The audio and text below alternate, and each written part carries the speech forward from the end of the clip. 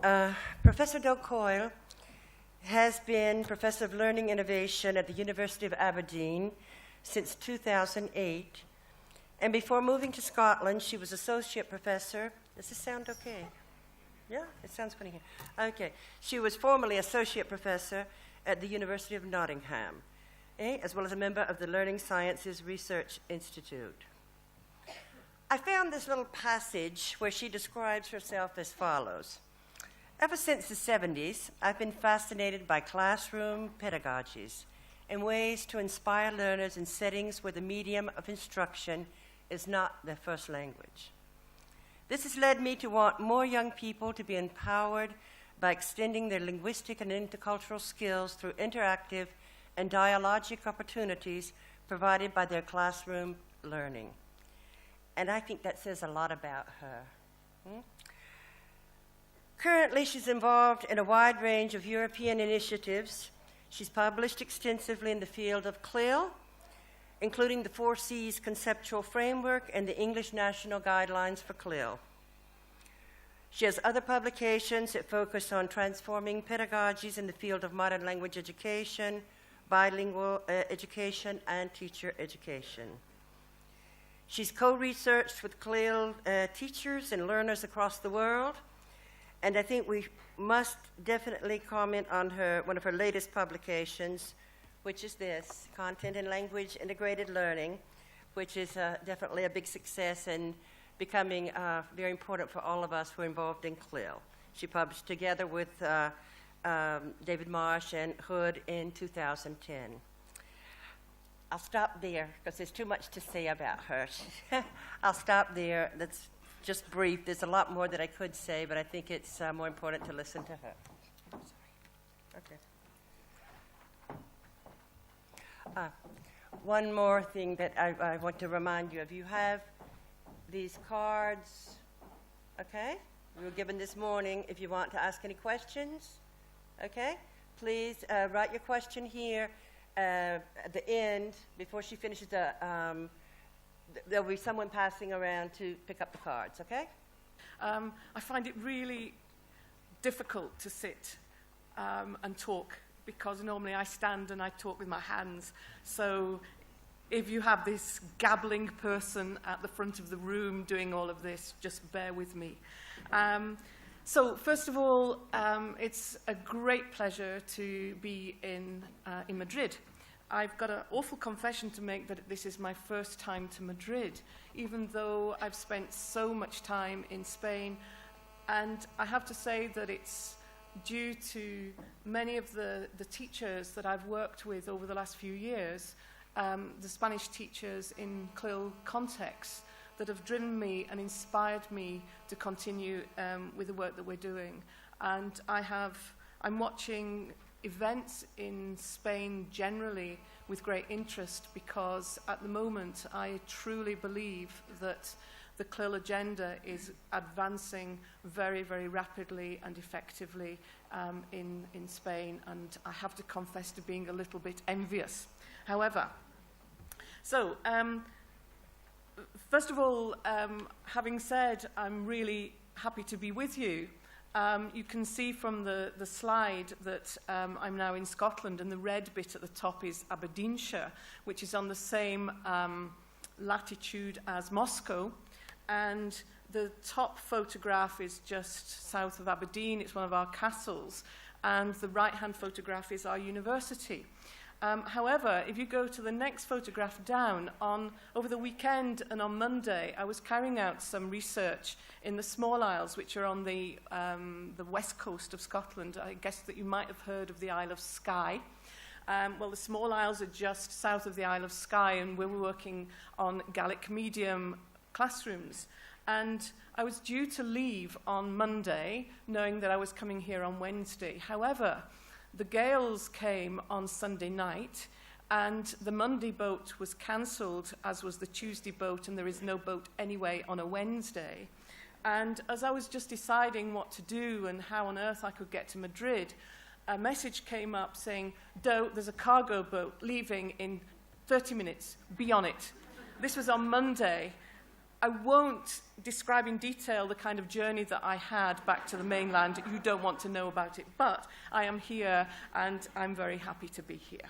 So, okay, we're living in interesting times, and if you ever want to have a bit of inspiration, go on YouTube, look up Ken Robinson, and listen to some of the stuff he says around changing educational paradigms, because we are. Things are moving very, very quickly. And we've got all the statistics that tell us how quickly industry is moving forwards, how everything except education is moving forwards. And I'm very much mindful of our learners. And I love this one called Screenagers, and even more, I love the little question that goes with it, which is everybody in? And that kind of encapsulates, I think, what the learners are bringing with them in their different ways to our classrooms. Then we come on to 21st century learning, and many, many years ago, and I guess this really, really dates me, some of you might have remembered Pink Floyd and a film called The Wall, with the strapline, "We don't need no education." And in particular, the left-hand image of us just pushing learners in, turning the mincemeat and out they all come, is very, very much in my thinking. And I do worry constantly about how we put the learner at the center of what we're doing, because if they're not there, I'm not quite sure what we're doing. So what I'm going to sort of talk about really is, first of all, it's UK context related, because all CLIL is context related. It's embedded in the context. But from there, I want to explore some findings of a study that's recently been carried out, which really highlighted the pupils themselves and what they were saying, what they were doing, what they wanted, what they needed. Because I think it has messages for us all. And then in the second part, I want to offer to those of you who are either practicing teachers or teacher educators or researchers, I want to offer you an invitation to take responsibility and a role in class-based inquiry, which I think is the missing piece of the jigsaw, and hopefully I'll explain why. So we come to CLIL, content and language integrated learning. And a few years ago, it was this thing on the horizon, and everybody thought, yes, this is going to be great. And as with all new moves, it rapidly expanded. And with rapid expansion comes, for me, lots of worries, lots of fears, because the mantra now is, well, I'm doing CLIL, and actually what that is one of the hugest challenges that I think that we face. It's not about language learning, it's not about subject teaching, but it's what happens when we're actually putting the learning agenda right in the center. So, Italic. I'll give you the website, that's the full report. It's probably the thing that I'm most proudest that I've ever done in my life, because it represents current thinking and so on. Okay, it was a longitudinal research study, and you'll get access to the PowerPoints afterwards. If you want to go onto the website, I'd really, really encourage you to do so. Please come in and find yourselves space.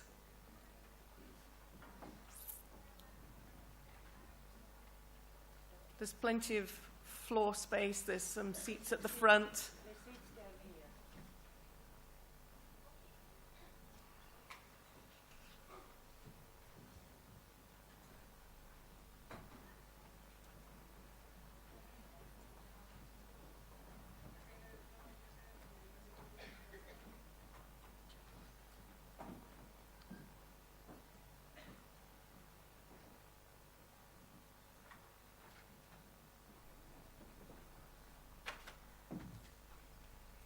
There are more seats down here in the front, if you'd like to come down here.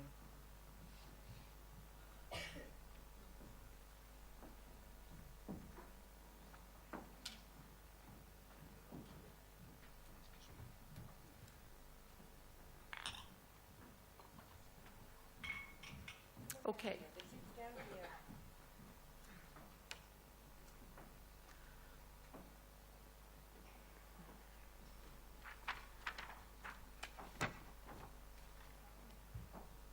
So, I think that's everybody. Yeah, great. Okay, so I'm going to start by looking at what some learners are saying about CLIL, okay? And I think for what our learners are saying, there's a lot of, I think, resonance with learners everywhere. What we wanted to do was to find out what, from the student perspective or from the pupil, I am now allowed to say the word pupil because I've moved to Scotland. It's in England at the moment, one tends to use the word students for everybody.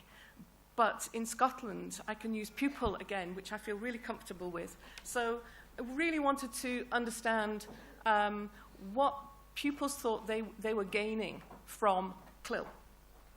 What I didn't want to do was to take our best schools. I didn't want to take just those who've been doing it for a long time. I actually wanted to work with a whole range of schools, which range from those that had bilingual sections, all in the state sector, by the way, to those who were only just starting. And although there were about 15 schools when we first started because of staff changes and so on, it reduced eventually to 11. And there are a significant number of teachers involved, and the students were between about 11 and 14. And, of course, the one language that we can't use in the UK for our CLIL is English, so we were operating through the medium of French, German, and Spanish. So, the italic study, what did it want to do? Well, I wanted to know what really motivated learners, and whilst it's generally accepted that we know what motivation is because we can see it, what it is really difficult to do is to actually research it.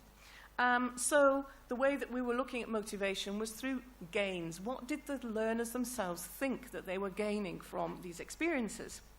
And the second strand that ran through it was, and this is going to be the second part of my talk, is looking at what we mean by professional learning communities. What happens when teachers take control of the research agenda and work together in close-knit communities. So each of the schools had their own micro research agenda. They might have been using the CLIL toolkit, researching how we learn, looking at motivation, and so on. In other words, they had ownership of the agenda. They wanted to look at some specific elements of learning. If you look at the bottom point there, what I'm particularly interested in is practice-based evidence.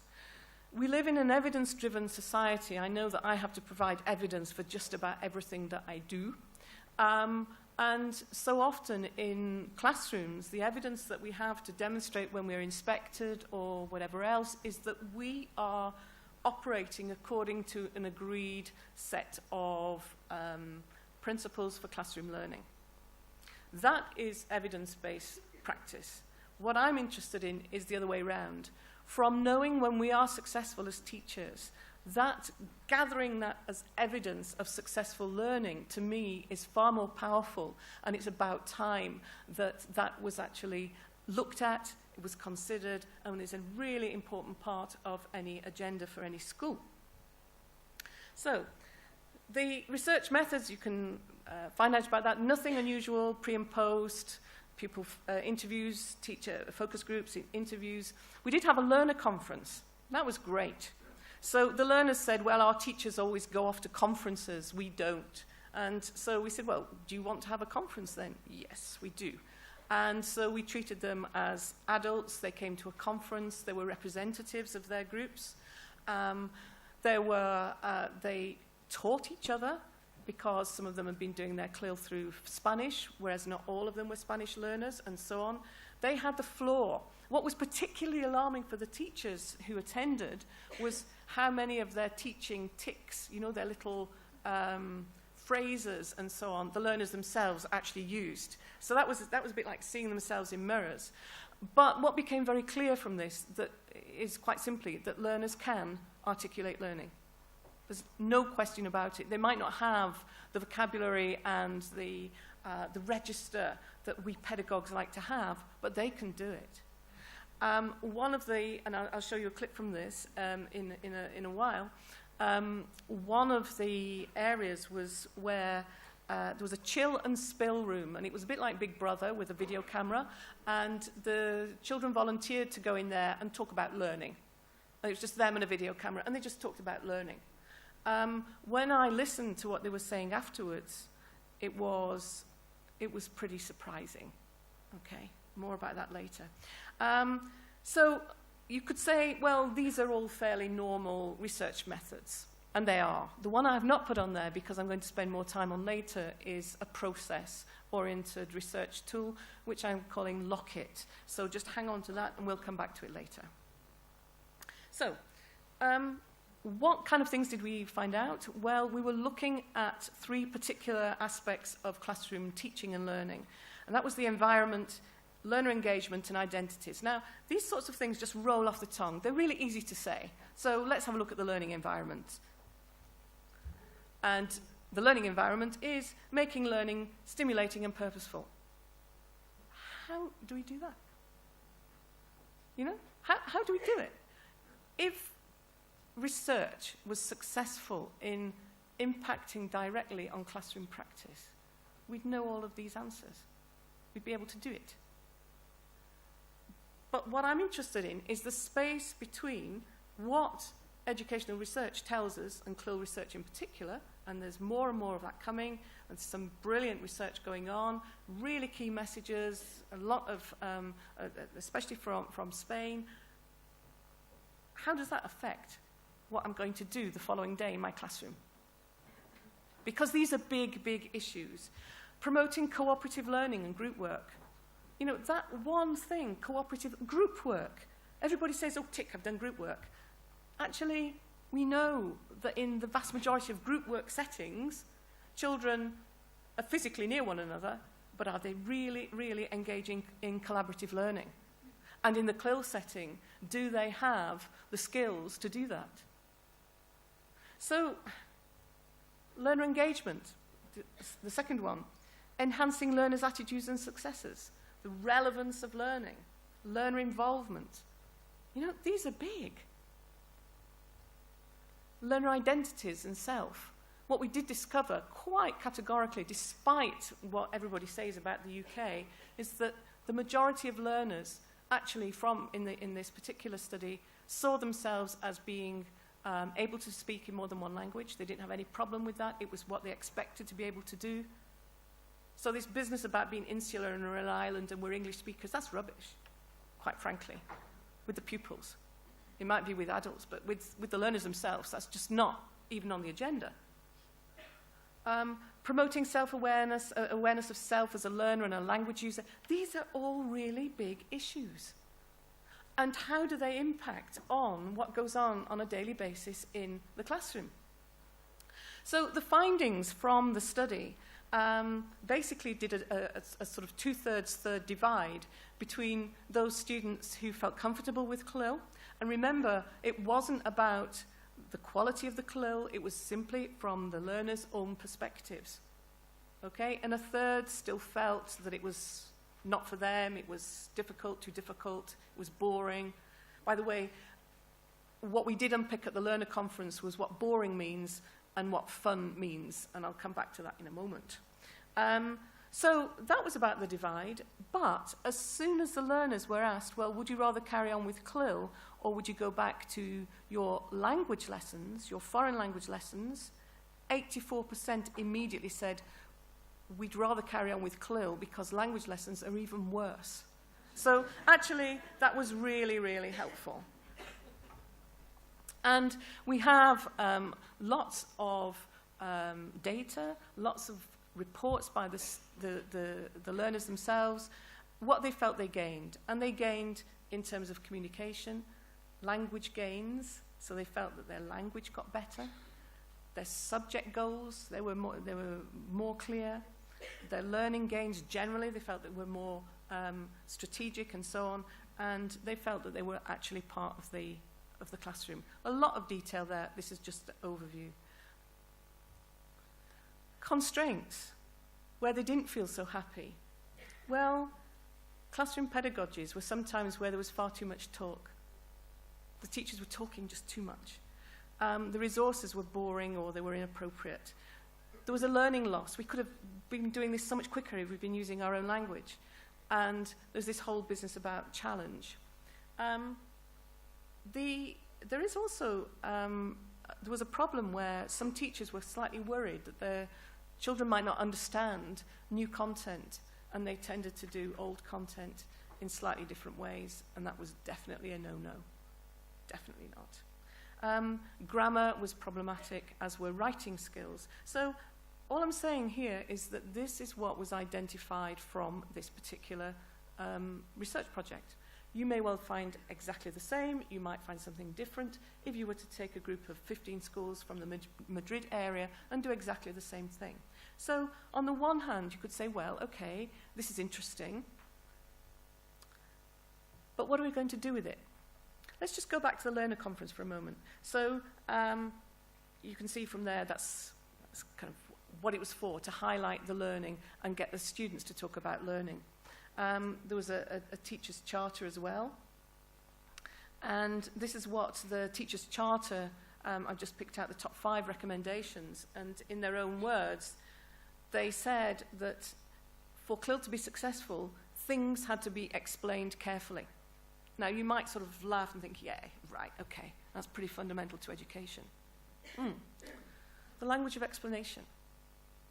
Did anybody ever teach you how to, if you're a teacher, did anybody ever teach you how to deconstruct and construct the learning, to get the students to ask questions, to provide the language of explanation in small bits, overview parts, and so on? Have we really, really tackled that? Do we know how to do it? Or is it our intuition, and is it our skills and experiences as teachers? Have we really looked at that? Listening to pupils more. This next one I love. Make a task hard, but not too hard. Fun. Fun equals challenge. Fun does not equal wearing your top hat and dancing shoes and doing song and dance routines. Fun was definitely really their word for cognitive challenge, where it was hard enough but not too hard. And make lessons more interactive. These were their own words. They actually said, make lessons more interactive. Take something like interaction then. So how do we make our lessons more interactive? What does that mean? So I suppose what I'm doing here is taking the findings from research and actually then putting them into the question of, so how does that affect our classroom practice? And this is what they said. This is exactly what they said. We want to communicate, be challenged, engage in learning meaningful new things. We want to interact. We want to use our language, that is what we know already, and we want to construct our own talk. That is what we want to know. And we want to learn for us. We want to learn for us. Not sure if you can see those. I'll just read you the top one because I love it. If it's too hard, you can't really do it. But if it's normal hard and you teach it well, it's easy and hard at the same time. You know, that says everything to me. I'm not sure why, but I remembered things more in German geography than in English. There's been more interaction. Now we're learning about different things. We can actually talk about each other and about the thing. It's more fun. So, there's all this information then that's coming from research around what successful CLIL might look like. And so, to me, if we're listing something like cognitive engagement, interaction, communication, meaningful content, new learning, it's not rocket science. If you were just sitting around over a coffee with your envelope, just jotting things down, that's the sort of thing you'd come up with. So how is that impacting on how we are actually working in our classrooms is what I really want to know. The implications. If we take something like communication, for those of you that have come up through the language route, communicative approaches to language learning were great in the 90s. What it wasn't going to do. And if you look back on all the research that was done at the time, it's still as good as it ever was. and it's still as applicable to CLIL as it ever was to any other kind of classroom. But it didn't happen, did it? Or I'm using that, I suppose, a rhetorical question. I don't see it happening very much in terms of communication. What do we mean by dialogic? This is the latest trend, to have a dialogic classroom. What about teacher talk? How much teacher talk should there be, or can there be? Grammatical chronology, I do know, is no longer enough. We've got to get rid of being absolutely chained to grammatical chronology. That is not the same as grammar. But whoever said that learning the present tense in a language is easier than learning the past tense is wrong. You know, have you ever tried to have a conversation with somebody and not use the past tense? It's really, really difficult. Okay. So our concept that to use one word is easier than to use a phrase, I'm sorry, in my view, it is wrong.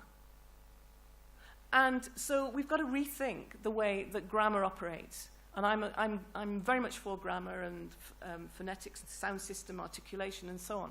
But grammatical chronology that we've just been so married to for so long, we've got to separate out from that and really, really look at it.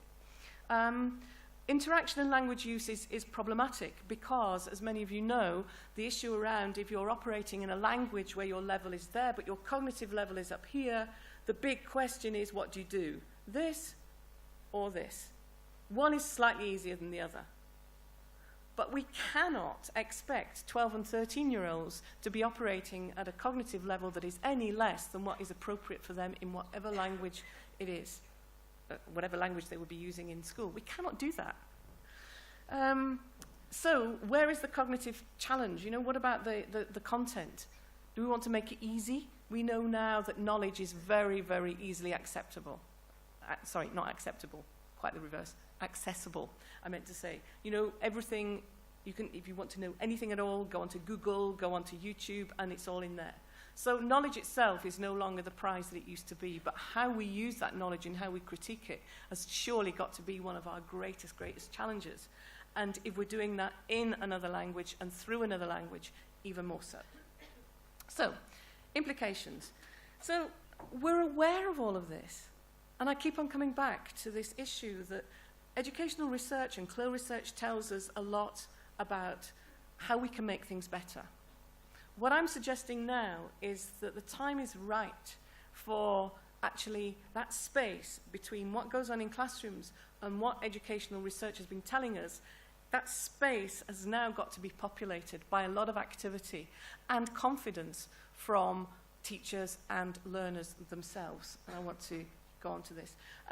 There is this idea that, well, we're resistant to change as teachers. There is some of that in it. You know, if you've always done what you've always... No, if you always do what you've always done, you'll always get what you've always got. That sort of thing. But actually, we can't carry on like this much longer. You know, it's getting very important to move forward the agenda. If we just revisit some of the big themes at the moment, communication, scaffolded learning, questioning. So in terms of communication, teacher talk and learner talk, how do we scaffold learning? How do we actually develop questioning so that the questions may well start at lower order or be closed and go to open and actually invite the cognitive challenge through higher order thinking skills? How do we do that? And actually now, hasn't the question shifted from being about CLIL to being about quality learning? And my view always is that CLIL is about quality learning, you know? Collaborative meaning-making, communication across languages, contingency. And at the bottom here it says, there's an ever-widening gap between mainstream practice and the growing recognition of the power of dialogue. Let's just have a quick look at dialogue. You know, this is the thing that everybody's talking about at the moment. Have you got a dialogic classroom? Yeah? Classrooms are full of talk, but little of that talk is used to promote pupil interaction or collaborative talk. If an answer does not give rise to a new question from itself, it falls out of the dialogue. So how do our pupils ask questions? or are they the answerers? Not that there's anything wrong in answering questions. You know, I'm not against IRF, providing that there's a lot more that goes on. You know, IRF, I ask you a question, you give me the answer, and I say good. You know, that's part of the tools. But if that's where it stops, how can we get into communication and discussion? We need to teach learners how to engage in dialogues through which knowledge is constantly being constructed, and so on. So I'm just putting this out just to make a few questions. Over the years, I've done a lot of work with the 4 Cs, and all the 4 Cs is, as a model, it's just simply a means of conceptualizing all the things that we need to really look at if we're doing CLIL. Sometimes, you know, it's been translated into lesson plans and so on. That's fine. It's a bit like learning to drive, I suppose. But actually, it's really about a conceptual tool, and where the content, we're looking at subject content, which is new, which is appropriate, which is challenging. The cognition has got to be at the level that that learner would be operating at in any appropriate learning setting. The communication is the language around which it's operating, and the culture can be so many different things, but at the moment, I'm very much looking at discourse culture. So if you're doing science, what kind of cultural aspects of science need to be brought in through another language? Another big tool has been about, instead of always looking at grammar as the way ahead, looking at rather a more functional and notional approach, whereby you have 3 elements of language: language of learning, language for learning, and language through learning, where language of learning is what everybody does, it's the vocabulary, it's the connection to the subject, but where language for learning is all the language that you need to be able to learn. And to me, that is the most difficult. Vocabulary and so on is easy. You know, even when it's tricky, it's not difficult. It's the glue. It's all the little stuff, the language for learning, that it's got to be taught. It's got to be immersed. It's got to be, you know, somehow. And, you know, so all I'm doing here is just throwing out some of the big questions that we have to grapple with. It's difficult, you know? Then I don't know whether you know Oliver Mayer's work, but he's done some lovely work on sort of 6 principles for CLIL. These are lovely. And so the first one is rich input. Yeah? So what is rich input? You know, if I'm planning my lesson, is my main objective to have rich input? And if so, what is that going to look like? Scaffolding learning. Rich interaction and pushed output. Intercultural dimension. Making it hot. By that, higher order thinking. Sustainable learning. Now, all of those principles, those toolkits, they're all available for us as teachers. Again, I'm coming back to the question, how can we own them rather than being something that's out there? If I took any one of those 6 principles, it would take me a year of planning lessons, I think, to even scratch the surface. These are big, big notions that are attached to learning and teaching. And then, of course, we've got something that I find particularly helpful, and that's the European Commission view of putting language all together now, so that it's no longer just simply foreign language or CLIL, but we're also looking at additional language, we're looking at heritage language, and it's about time too. You know, let's get the whole language stuff together and look at literacies through the range of languages. So far, what have I done? What I've tried to do is to demonstrate that from a research project that I was involved in the UK, the learners quite categorically told us what they wanted for their CLIL. I've then sort of looked more generally at what we know from research and what's out there to help us. And always it comes back to the big issues that for any teacher, whether they're involved in CLIL or not, are fundamental to what we do. right at the beginning, I said something around the lock-it process, and I now want to really look very closely at this space that takes parts of external and educational research and puts it into our classrooms. And so it's that space that I'm particularly interested in, the lock-it process. We've got to share knowledge. That's a given. So we need to be working in clusters, either within our own schools or between schools. And this is a slide that I use almost all the time because I just believe in it so much. If you want to improve the quality of learning, the most effective place to do so is in the context of a classroom lesson. The challenge now becomes that of identifying the kinds of changes that will improve learning for all students and of sharing this knowledge with other teachers. Yes. When we come to teachers, all teachers have a theory of practice. It might not be articulated, but it's there. What do I mean by a theory of practice? An understanding of how learning takes place in a particular environment. Okay? It might be implicit. We talk often about intuition. But actually, through articulating that, all sorts of other things happen. And in the particular research, the italic process, all of the teachers were given opportunities to articulate their theories of practice. It makes a difference because we're actually forcing into our heads an articulation of what we think is happening. So imagine this. You have a group of schools then, and I think as teachers we're always worried about what other people will think, what other teachers might think, what parents think, and so on.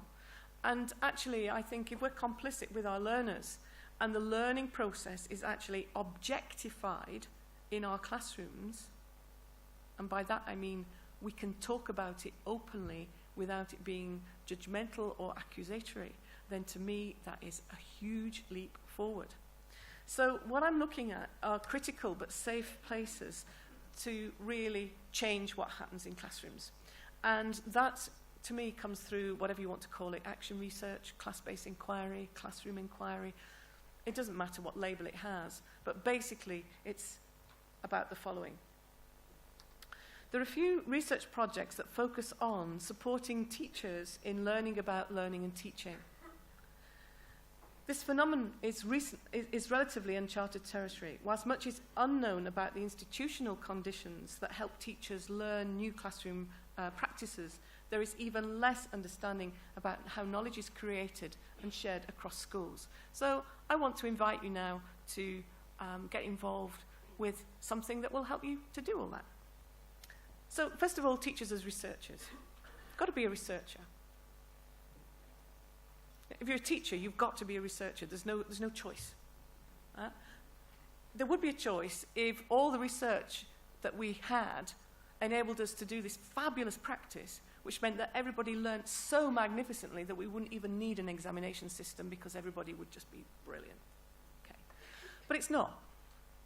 And so teachers as researchers, so that not only do we learn from past mistakes, but that we have ownership. And I keep on coming back to this time and time again. Unless teachers have ownership of CLIL pedagogies, nothing will happen, or it will take a long time to evolve. So it's about ownership. I'll also extend that ownership to the pupils as well. So teacher-owned and learner-shared. Learners as researchers, they're really good. They might not have the discourse for research, but they're good.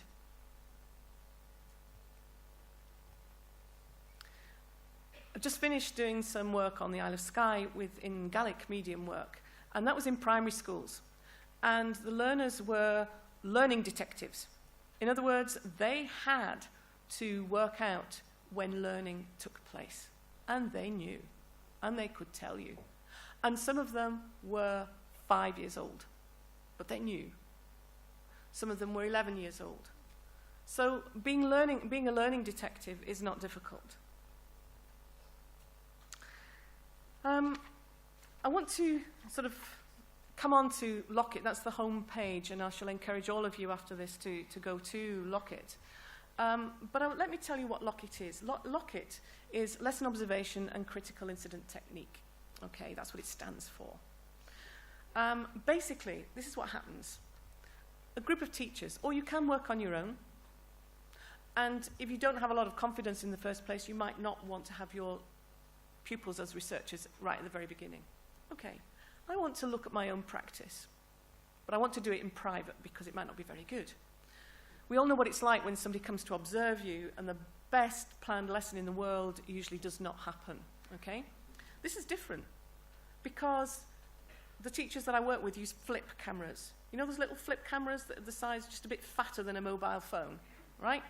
They're good enough because this isn't about the super classroom, nor is it about the best video. It's about capturing classroom practice, okay? So if you recorded 3 lessons and 2 of them you thought, oh gosh, that wasn't very good, delete button. We're not about beating ourselves up, just delete it. But that lesson was all right, I quite like that lesson. Okay, let's work with that one. Now that changes everything immediately because what we're not doing is trying to find all the things that went wrong. What we're looking at is what goes right and how can we do more of what goes right. So you select some lessons, you video record them. The video, the recorded lesson is then uploaded into this Lockit space. It's a protected web space with the server at the University of Aberdeen. It's protected. Then there are all sorts of tools, and I can analyze my lesson for learning moments. In other words, when I think that learning took place, and then I can discuss it with the pupils. Or, if I'm really brave, I can actually divide the learners into groups and get them also in their groups to pick out the learning moments. And then when we can compare my learning moments, or at least what I thought were the learning moments, with their learning moments, the power of that dialogue is something to be is to behold, okay? You could also argue that in schools where you've got ICT suites, then they can do it in an ICT lesson, okay? And then there's a reflection lesson and the next steps. That's all it is. That is a very simple principle that anybody can do. It doesn't cost anything except one extra lesson. A reflection lesson. That's all it costs. And it's all around starting off from success, because once we've got the confidence for success, we can then look more at where success is less obvious. Learning moments were in the research project that I described, because it was across 11 different schools, very, very different catchment areas. You had some inner city, urban, very, very underprivileged sort of schools, others in more urban, leafy areas. But the one common denominator across all of them was that the learners looked for learning moments. When did I think I learned? Now, somebody once said to me, but that's ridiculous. Of course you can't say when you learned. I don't care. Because that's not the point. If you're trying to identify a moment when you think you learned, that is the trigger for a conversation about how that learning happened. And it's no good just saying, I learned then. You then need to say, I learned then because... And the points that go below are what makes the lesson successful and what builds on all the theories and the principles that the research has been telling us. And it works. It works every time. Now, if you want a sort of a diagram of how that works, that's for my report, and it looks good, okay? But what it really is saying is that the teachers are taking control. They're choosing something to analyze themselves. They're inviting their learners to analyze it with them, if they want. And there's another button as well that you can also share that with anybody else that's in your little research group. So you can go, if you remember the 3 circles, it started with classroom, then it was intra-school. You can share it with people in the school, or you can share it out with. That's a Scottish word, by the way. In Scotland, you don't say outside, you say out with. that's what's said on the website, and you need to investigate it for yourself. And this is the kind of thing that you'll get. You know, it's just interesting because you get the students. Often the students do the filming themselves as well, so we don't have somebody there with the great big fluffy microphones and all that sort of stuff. Review. I chose these clips. This is a teacher. I chose these clips because they all exemplify pupils being able to use language they already know, but in a variety of new contexts. Okay? Now, wasn't that something about scaffolding and then transforming? Oh, yes, okay. Another one, successes. The initial presentation was engaging, the goal activity, pupils getting into groups. Another of these, and they're private to that teacher and her pupils, but it can also be shared with others as well, but not in a YouTube type way. None of this goes onto YouTube, okay? It's very protected. Those were some, the little one there in the garden was actually talking about why she was learning. Yep. And it's all about celebrating success. So it's a new look into what we're doing. How am I doing for time? Because I'd like to show a few clips to finish with. So, that's what we did. And what I've tried to do is to say that when you cluster together, or if you want to start off on your own, it's sometimes a very useful community when you've got researchers to support you from the university or not, as the case may be, or from elsewhere. What the teachers said, I know that for my learners to learn, they have to be able to use language they don't already know. It's my job to make sure the tasks we develop those opportunities in a systematic way. You know, recycling. For pupils to articulate what they've learned, they also need to create new language. So they need scaffolding to support this. Osmosis takes too long. Rethinking classroom learning activities has been an eye-opener for me and the learners. Analysing CLIL principles has been doable. Now, that to me is really, really important. There's a teacher here saying it's doable, whereas if you looked at the earlier slides about communication, about interaction, they're all big, big topics, big challenges, because we shared it. And we've had to shortcut. We explored 4Cs, BICS, CALP, classroom discourse, grammar, and we've come up with our own versions which work for us, a sort of collective understanding. We feel we and our pupils are the innovators now. So just as I show you one or two clips, this was the pupils' research agenda. If we're listening to them, if we're including them now, what I'm saying is that that space between the important research that's done scientifically and sort of over a wider range than the teacher, him or herself, can manage, but also it's got to now be balanced. The time is now right for the classroom work to really begin. And so the current pupils working there was what was the research agenda. How can we communicate better? That's a huge one. That's a year-long project. How do we learn new things well? How can we say what we want to say? How can it should be, how can we have fun, i.e. challenge? How can we help our teachers teach us better? Have I got time to show a clip? How are we doing for time? Just a few minutes, okay? So, I don't know who Lydia and Joshua are. I don't know who they are. I found this on the internet. I thought it was lovely. And I thought it had a really good message because it said, with CLIL, you get what you need. Well, there's a lot of work to be done before we get what we need, but if I can show you. No.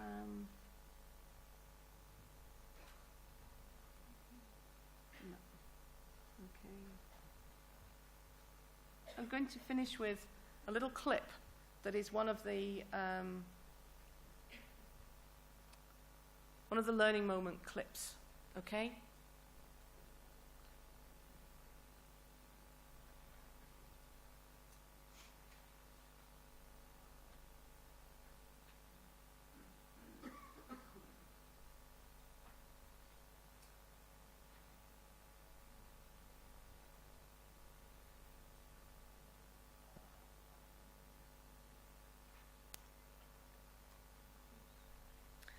the students insisted on, they found out how to put strap lines onto the video, and they insisted on doing that in German. And if there's anybody in the room who has German, then you will know that there are mistakes in there as well. Can we have any volume, or is that not possible?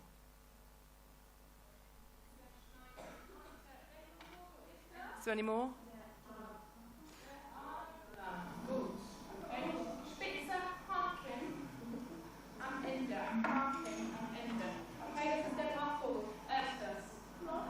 So that was a clip. That was what one group of children felt really helped them learn.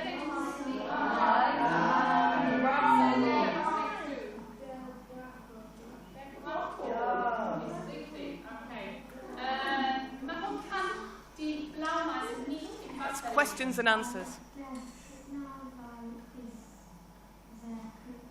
Es ist zu kurz, sehr gut. Und? Es kann nicht schwimmen. Nein, aber es könnte. This next little bit was also a learning moment, and for me it's one of the things that inspires me to carry on doing this kind of work, because there's no way that what he was called Davy, there's no way that Davy had had any training in what he was now says. And if we're looking at spontaneous use of language because of all the wanting to communicate, wanting to engage, wanting to learn new things, then this is it. And yet it's not, do you understand now what I mean? That this isn't the kind of video that you show and say, this is how you do CLIL, but rather it has such meaning to the schools and the teachers involved. But I just thought I'd finish with this one because it's nice.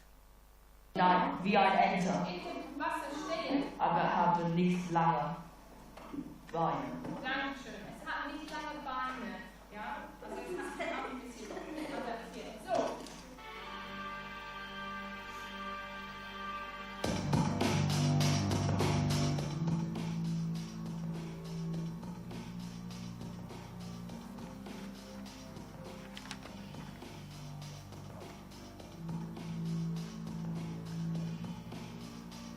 I just love this. It's just creative nonsense, and I just think it's great.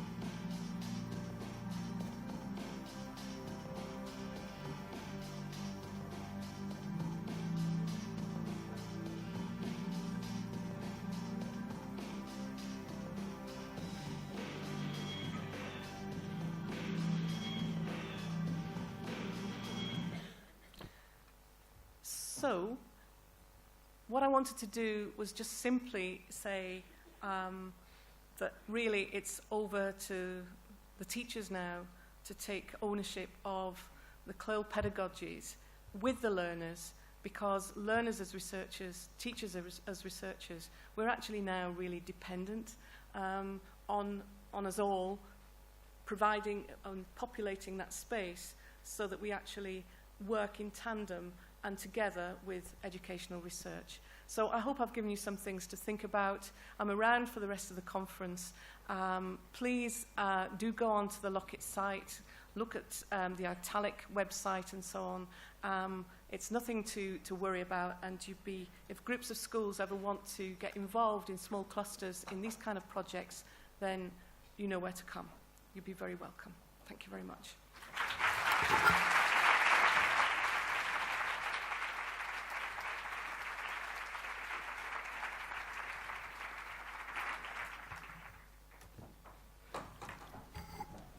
Thank you very much, Dr. Coyle. I think you have given us lots of things to think about.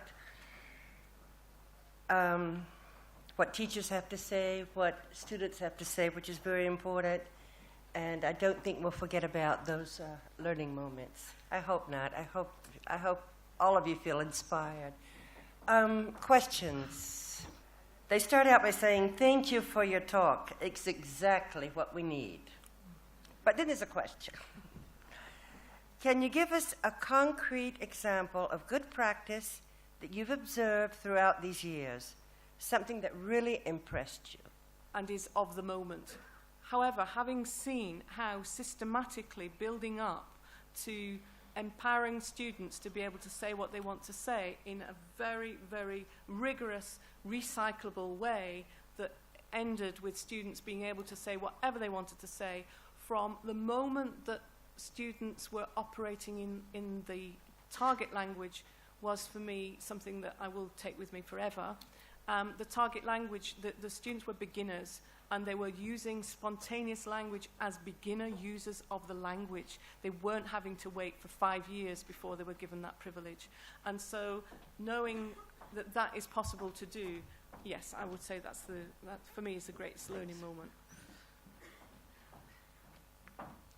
I'm really sorry, I kind of misunderstood. I would have stopped earlier. I didn't realize that there were questions now. I hope it's not taking too much over lunchtime. No. No, CLIL methodology is about learning, and it's about putting the learner at the center of the learning and understanding learning, and therefore modern language lessons need to have a CLIL orientation and need to have CLIL type of pedagogy, which is where I come back to saying that we can't align ourselves only to second language acquisition theory and grammatical chronology, because that's where things are going badly wrong. Okay. Have you ever used Lockit at a university level? Yes.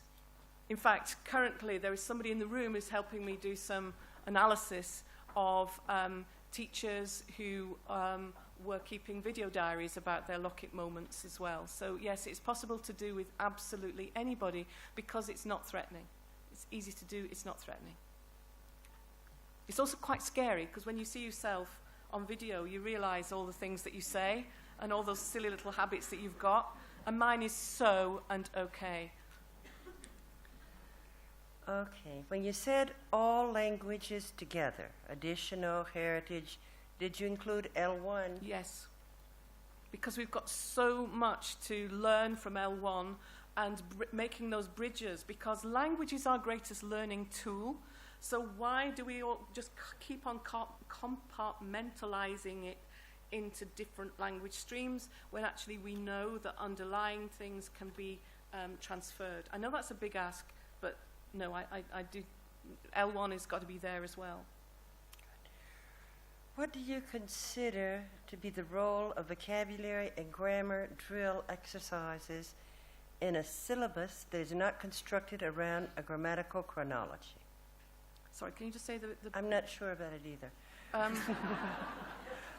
What do you consider to be the role of vocabulary or grammar drill exercises in a syllabus that is not constructed around a grammatical chronology? Okay.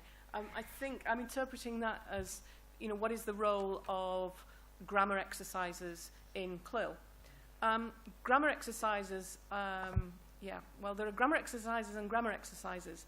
I once was learning, when I used to teach in Alsace, and I started learning German in Alsace, so I was learning German through French.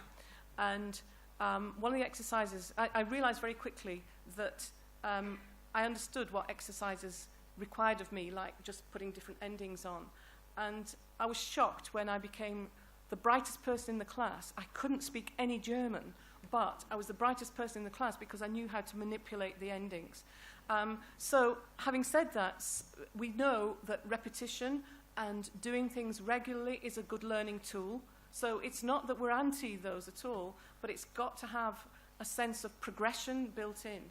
And what upsets me more than anything else is the children that finish early are given more of the same to do when we know they can do it. So there is a space, a place, but a very guarded one. Okay, this same person goes on to say that question, but I don't mean just in the classroom, but in the learning process itself, as opposed to the process of language acquisition. I'm not quite sure that I understand the question, so forgive me if I'm misinterpreting it. Is it, It's my question. Oh, right. Yeah, what I mean is simply, we know that acquisition happens naturally. That sometimes it happens outside the classroom. Yeah. But sometimes we can set it up authentically in the classroom. Yeah.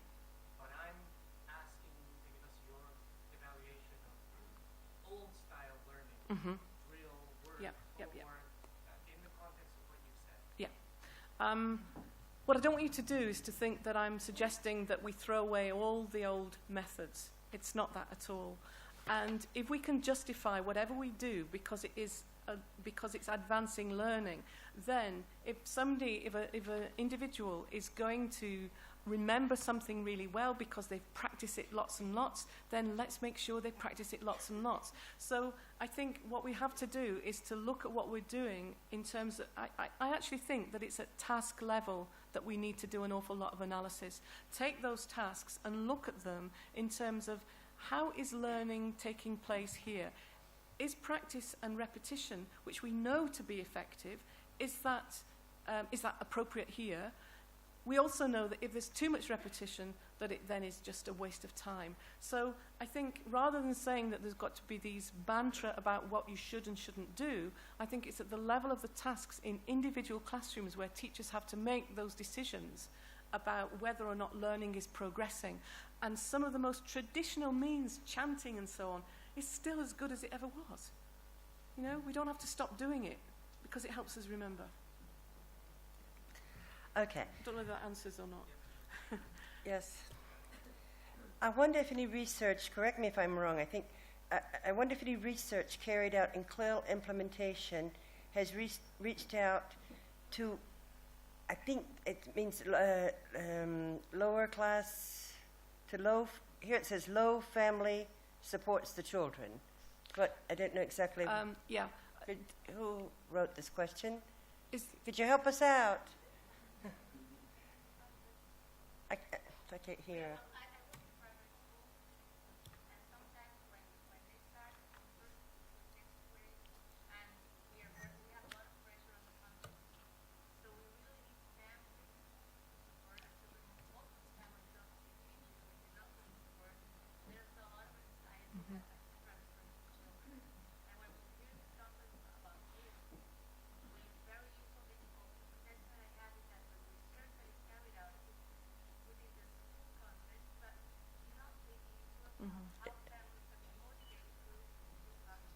Okay, so it's about family support, right? For CLIL. It's moving the so it's moving the research agenda outside the classroom and involving families more.